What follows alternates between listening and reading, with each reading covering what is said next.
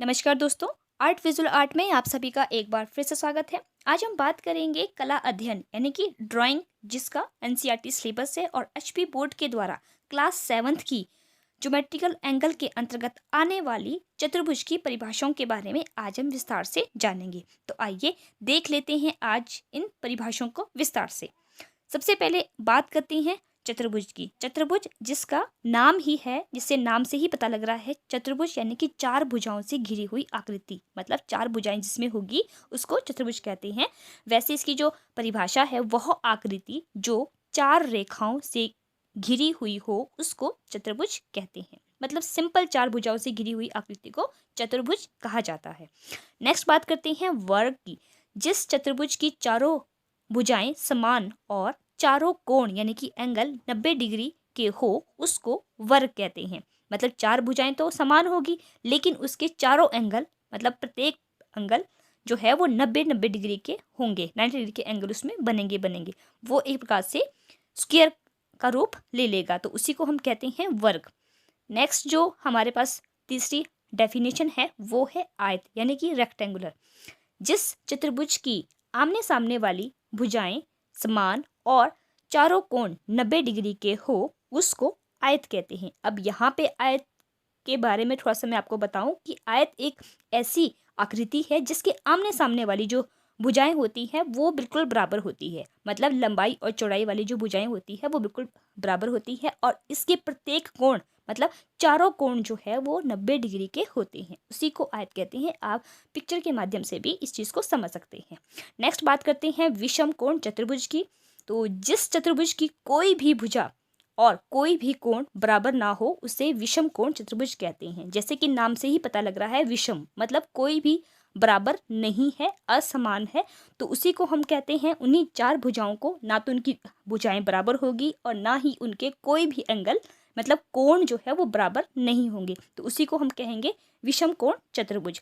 Next बात करते हैं समानांतर चतुर्भुज की। समानांतर मतलब जिस चतुर्भुज की आमने सामने की भुजाएं समानांतर और समान हो परंतु कोई कोण 90 डिग्री का ना हो उसको समानांतर चतुर्भुज कहते हैं।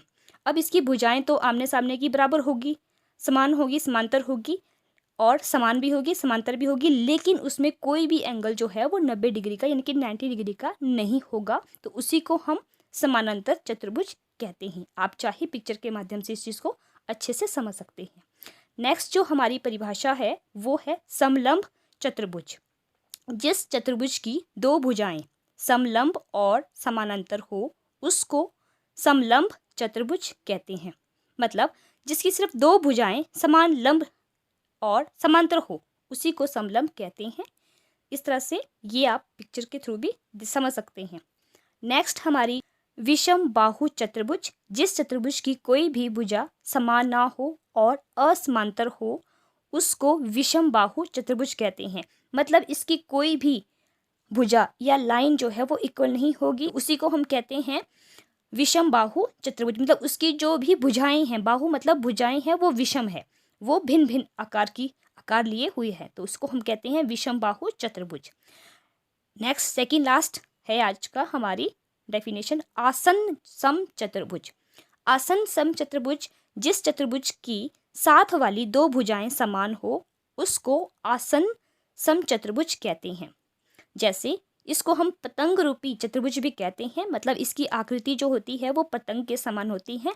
इस आकृति में क्या होता है कि साथ वाली, जो इसके साथ वाली चतुर्भुज के साथ वाली, चतुर्भुज का मतलब है कि चार भुजाएं से तो वो आकृति घिरी हुई होगी, लेकिन उसके साथ वाली जो आकृति होगी वह समान होगी, चाहे वो दोनों छोटी हो चाहे वो दोनों लंबी हो, तो उसकी आकृति पतंग रूपी चतुर्भुज के समान लगती है, तो इसे पतंग रूपी चतुर्भुज भी कहते हैं। तो इस तरह से ये इसकी आसन सम चतुर्भुज की परिभाषा हो जाती है।